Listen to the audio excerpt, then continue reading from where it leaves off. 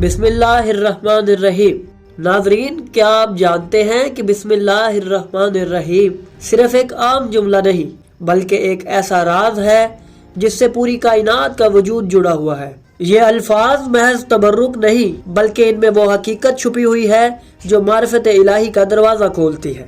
امام علی علیہ السلام فرماتے ہیں، تمام موجودات بسم اللہ سے وجود میں آئی، یعنی ہر چیز کا وجود اللہ کے اس مبارک اسم سے جڑا ہوا ہے۔ اور ناظرین، جب ہم اس حقیقت کو مزید گہرائی میں دیکھتے ہیں تو ہمیں ایک اور حیران کن راز معلوم ہوتا ہے۔ امام علی علیہ السلام کا فرمان ہے، میرے اسم کے ذریعے ہی اس کائنات کی تکوین ہوئی، یعنی کائنات کی تخلیق اور نظام ہستی کا قیام علی کے وجود سے وابستہ ہے۔ یہی وجہ ہے کہ امام علی علیہ السلام کی زیارت میں کہا گیا، سلام ہو اس پر جو اللہ کا پسندیدہ اسم ہے، یعنی اگر کسی نے اللہ کے اسم کی حقیقت کو سمجھنا ہے تو وہ علی علیہ السلام کو پہچانے، کیونکہ وہی اللہ کی معرفت کا دروازہ ہے۔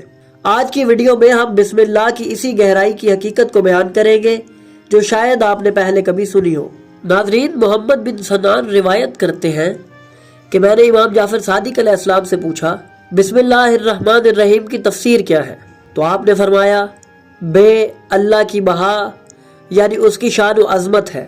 یہ وہ حقیقت ہے جو اللہ کے سب سے قریبی اور منتخب بندوں میں ظاہر ہوتی ہے۔ اور ناظرین، اگر اللہ کی شان کو دیکھنا ہو تو اہل بیت سے بہتر کوئی مثال نہیں، کیونکہ یہی وہ ہستیاں ہیں جو اللہ کی قدرت، علم اور حکمت کا مظہر ہے۔ سین، اللہ کی رفعت، یعنی اس کی بلندی کو ظاہر کرتا ہے۔ اور اگر اللہ کی بلندی کا حقیقی مظہر دیکھنا ہو تو ہمیں امام علی علیہ السلام کو دیکھنا ہوگا، کیونکہ رسول خدا نے فرمایا، علی حق کے ساتھ ہیں اور حق علی کے ساتھ ہے، یعنی علی وہ میزان ہے جس کے ذریعے حق و باطل کا فیصلہ کیا جاتا ہے۔ میم، اللہ کی سلطنت کی طرف اشارہ ہے، اللہ کی حکومت زمین و آسمان پر قائم ہے۔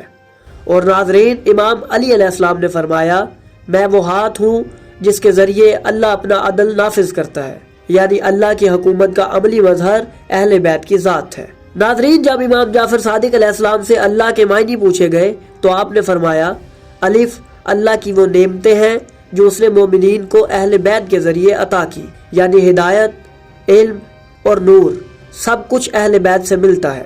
لام، اللہ کی قربت اور ولایت کی علامت ہے۔ یہاں ایک بہت اہم نقطہ یہ ہے کہ لام کو 2 بار استعمال کیا گیا ہے، اور اس کی وجہ یہ ہے کہ یہ علی علیہ السلام کی ولایت کو واجب کرنے کی علامت ہے۔ اللہ نے اپنی مخلوق پر حضرت علی علیہ السلام کی ولایت کو فرض کیا، اسی لیے اس کا نام اللہ 2 بار لام کے ساتھ لکھا گیا۔ ہاں، ان لوگوں کے لیے ہلاکت کی علامت ہے جو اہل بیت علیہ السلام کی ولایت کو نہیں مانتے۔ یہی وجہ ہے کہ امام علی علیہ السلام فرماتے ہیں، ہم وہ دروازے ہیں جس سے حق داخل ہوتا ہے، اور جو ہم سے روگردانی کرتا ہے وہ گمراہی میں چلا جاتا ہے۔ ناظرین، جب مولا سے رحمان اور رحیم کا پوچھا گیا تو امام نے فرمایا، رحمان وہ ہے جو سب پر مہربان ہے، لیکن رحیم وہ ہے جو صرف مومنین پر مخصوص رحم کرتا ہے، یعنی اللہ کی خاص رحمت وہی پائیں گے جو اہل بیت کی ولایت کو قبول کریں گے۔